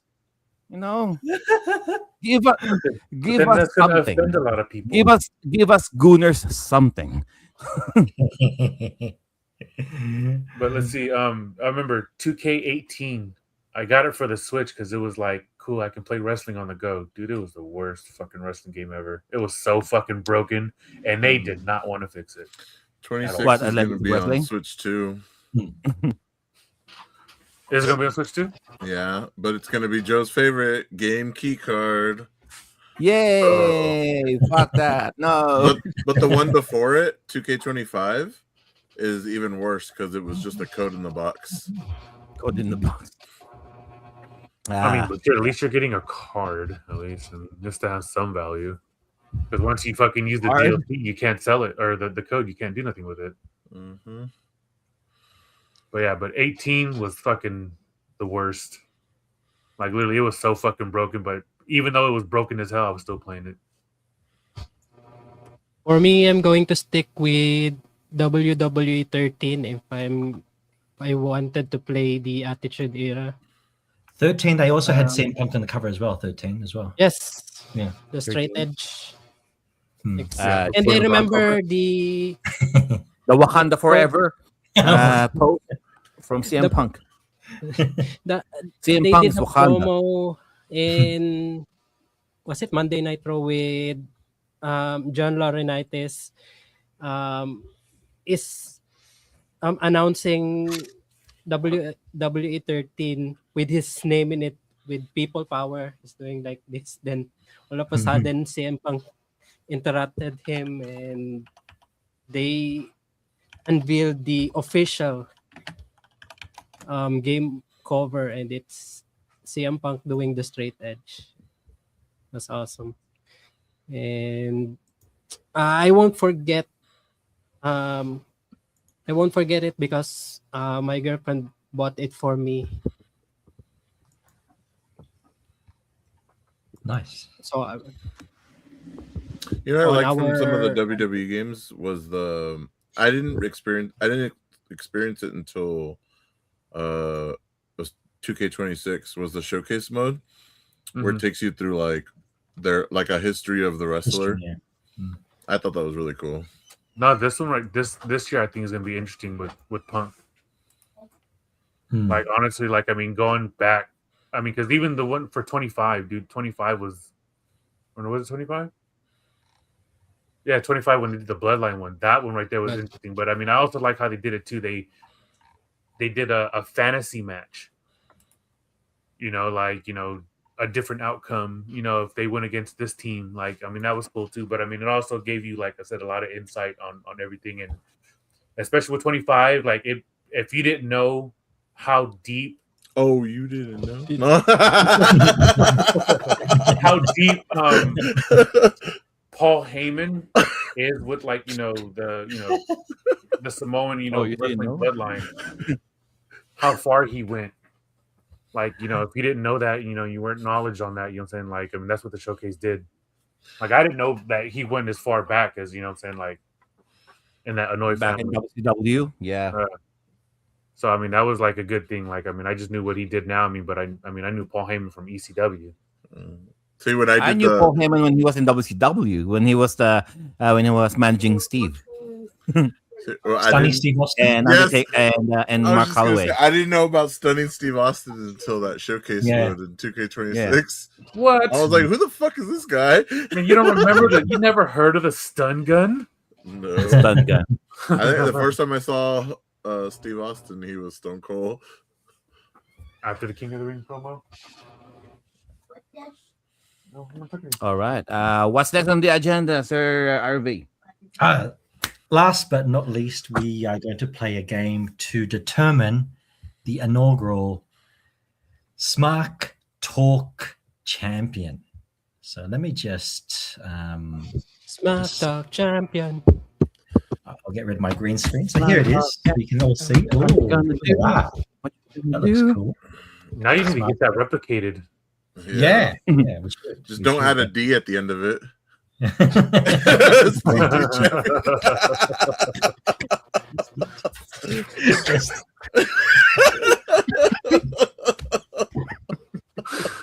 STD champion. The STD champion. Oh god.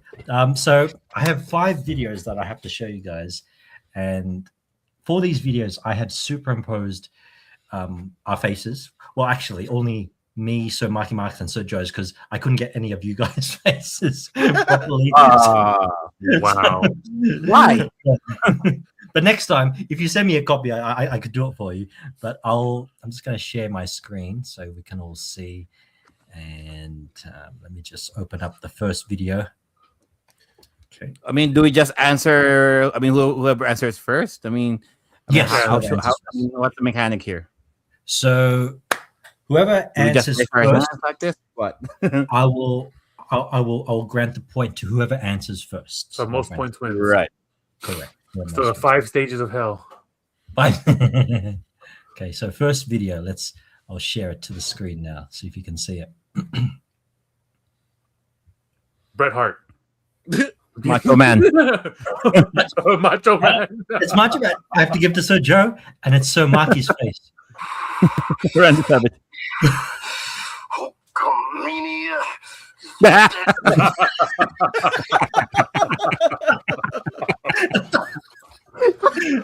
No, please don't think. Okay, so that's Sir Joe. Don't worry, I'll be putting these on our media so we can all enjoy. So the first point goes to Sir Joe. That's Mark right now with all the stress he's going through making the game. Okay. Oh man, you're giving away teasers. Oh, hang on. Share the screen. Okay.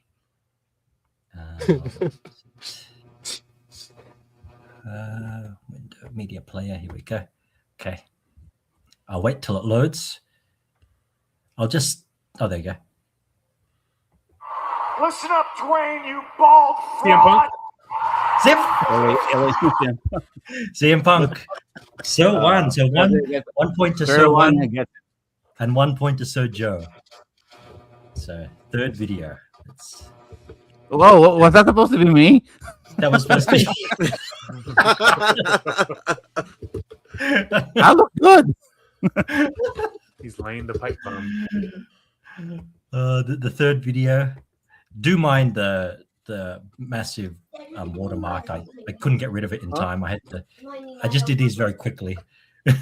This one might trick you. I don't know if you'll get this one. Oh, that's Brett. Yeah. Doing the El Dandy promo. I mean, who are you without El Dandy? And that's me on Bret Hart's face. So yes, that's 2 points to Sir Joe, 1 point to Sir One. Fourth video. Again, don't worry. I'll be posting these online so we can all have a laugh and.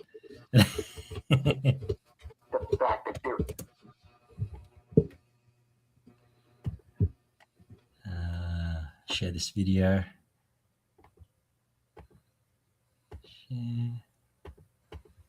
This is the one I showed before. Jose and I needs to keep up. I Paul know. Is a form of sports entertainment that strives to give you your dollar's worth. It's my name. Paul Heyman, yeah. So, we have a tie. 2 points to Sir One, 2 points to Sir Joe. Last video, winner takes all. So anybody can take can guess it and win it. Actually, You know, we got actually, four. we'll make this one I'm 5. not even gonna answer this time. I'll make this 3 points so everyone has a chance. So this video is worth 3 points. We'll see who 3. gets it. Okay. Shit. Okay. Anybody shit. can take it. Anybody's game. Let's go for the upset victory. That's Batista. Batista. You can't beat me, John. Batista. And deep down, I think that was Sir One. One, did you say that? Yeah, Batista. Yeah. Batista. Yeah, it's Batista. Go. I knew it. And so But One, that you've would taken give it out away. the championship. The Smart Talk champion. Sir One. He's Yay! also the STD champion. I got my belt. It's called Batista.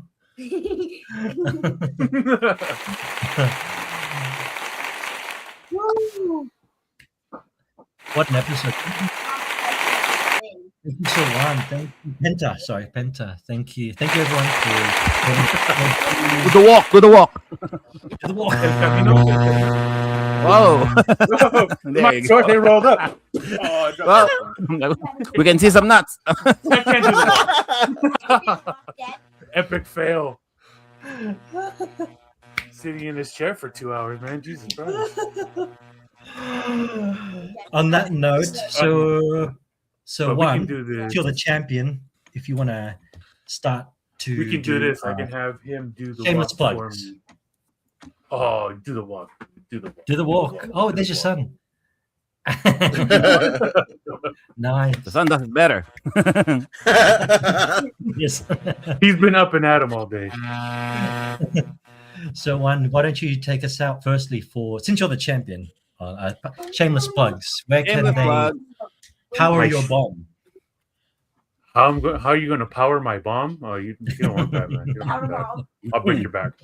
No, but you guys can catch me here now on the new Smart Talk. You know, every first Saturday of the month, talking shop with the boys and about wrestling. You can find me on the Timeless Gamer Show too. We got our next episode coming up next Saturday. But you can find me on all socials too. The Raiders, music on platforms, the Raiders or JDub, whichever you prefer. Back to Thank you, Mr. Oh wait, Ivy. before you're done with your thing, your Mount Rushmore. Oh, Mount- yes. I forgot. Yes, Mount yes. Rushmore. Okay. I forgot about that. So number 1, Stone Cold. Like I said, I mean, he's just hands down, dude. Like, I mean, honestly, like I say, like my favorite, best wrestler. I think, you know, and everything that he's done. 2, you got Triple H. You know, I mean, he's come a long way too. And I mean, I've watched his whole career. 3 is going to be Randy. I mean, watched him, like I said, you know, just at the beginning of his career, dude, and he's come a long way and he's been a fucking just straight badass ever since. 4, this is going to be mine and Jose's favorite, is Goldberg. What? Okay. Yes, Goldberg, dude. Like, come on. The fuck? Are you dancing? I thought you were trying to. No, there's like a thing flying around. No, it's just like I said, I mean, watching Goldberg, dude, like, I mean, he just, with his streak, like, I mean, I started watching it, like, maybe halfway into his streak. You know what I'm saying? Like, I mean, I can name a bunch of other wrestlers, too, but it's like, you know, who really puts the icing on the cake? And then number 5, which has to be a female. Oh, man. That's a tough one. Even though she, you know what I'm saying, everybody would probably pick Trish Stratus, but I would have to say Lita for, you know, the women's. I mean, because she was up there, I mean, a high flyer, like, you know, with the Hardys and stuff. Oh, yeah. and her pant is always sticking out. Yeah, Yes. I approve. And like She honestly, was man, though. She was. Was I wrong? no. Thank No, you, no. Shawan. All right, All right. I'll continue down. So next to me on my side, we got Jose. So, Jose, where can they RKO you? If you can catch me, I'm always looking Outside, out. You're how not gonna about get me that? out of nowhere. Outside, how about that, son? But you can catch me here every first Saturday on Saturday SMARK Talk, where every first Saturday we go over. You can catch me all the other weeks at the Timeless Gamer Show. You can find me on all social medias as Dark Gothic Fate. And then as for my Mount Rushmore, just in no order, no, I'm not going to give an explanation really. I would put The Rock, Scott Hall, Stone Cold, and then Dustin Rhodes / Gold Dust. Dusty. Yeah. And then for female wrestler, I was going back and forth, and I still can't choose one. I was gonna go Lita, but I'm also thinking China because they both did a lot. So I think I'm gonna go China because she's the one that deserves it more. Yeah. I mean, she was stiff in the ring, but yeah. I mean, well, shit. The only like female wrestler that'd fucking go head up with a dude. And seriously, that's yeah, she did. We need that. Right? Yeah. Chelsea Green going against Penta, and Io Sky going against Penta. No. I mean, unless of course you're Chris Jericho and you had something to say about China. Sure. Thank you, Jose's got, Jose. in his secret stash, he's got that China Playboy cover. That too, yes. That too, yes. And the video So, with her JDM, Xbox. where can they DDT you? That one sounded sexual. Because it was. Let me see if I could do a promo. Yeah. Oh shit. Oh. You know, one. The only reason you got that belt is because I was on mute and I'm not good with faces. But next month, you're going to put that belt on your waist and be the ST champion. You're gonna take it Without from my the D. waist? You're gonna get on your hands and knees and take it off? Say it. Try Say it. it. Say it. Juan Hogan, we're coming for you, nigga. I'm breaking my character. Do that again. I'm going to show you who's the real one. And so, JDM 123 Go Retro, Facebook, Twitch, and YouTube. JDM Archives currently on YouTube. I'll be back when I get new material to upload. Yeah, the one-man band. Because I got Thank you. kids to feed, baby. Thank you, Sir JDM. And Sir Joe, where Raj, can stop they talking shit. pedigree be here your... to Oh, how about this Mount Rushmore though? Oh, yeah, yes, sorry. Sir JDM. Yes. Yeah. I actually wrote this down. So first, it's going to be The Undertaker. Second, Chris Jericho. He defined the crucible. Hey, Juan, is that on your side? There's like a lot of like hissing, like in the ear. Somebody must have hit the mic or something. Check your mic.